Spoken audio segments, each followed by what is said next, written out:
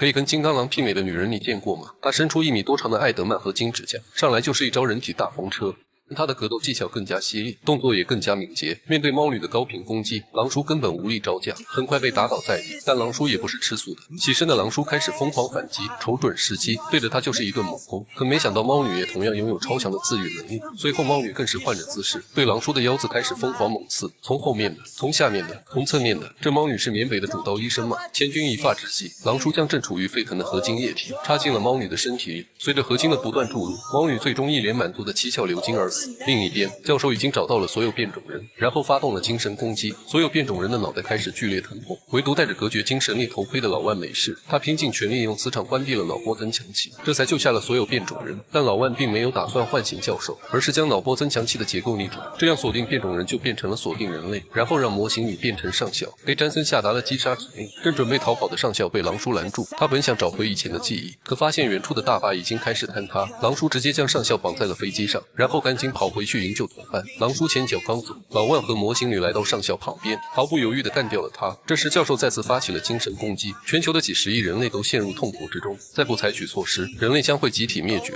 危急关头，夜行者带着暴风女一个瞬移进入了脑波增强器，看着面前可怜的女孩，暴风女知道这是幻象，于是施展超能力，让温度急速下降。詹森很快就支撑不住，教授也终于恢复了神智。而这时洪水已经涌进隧道，狼叔及时赶到，带着他们从后门逃了出来。等大家全部上了战机后，却发现战机的动力系统出了故障，无法起飞。就在这时，大坝彻底崩塌，漫天的洪水喷涌而来。就在众人都一筹莫展的时候，秦的内心做出了决定，他看了同伴们最后一眼，然后走下了飞机。他知道现在只有自己能拯救大家。面对滔天的洪水，秦一边抵挡洪水，一边控制战机起飞。危急关头，他体内的凤凰之力再次爆发，很快战机成功升空，而秦也彻底被洪水吞没。战机里的所有人都陷入了悲伤之中。最后，教授在给孩子们上课时，突然感受到一股能量，而在大坝的湖水里，一股神秘力量隐隐出现。今天的故事就到这里，感谢大家的观看，我们下期再见。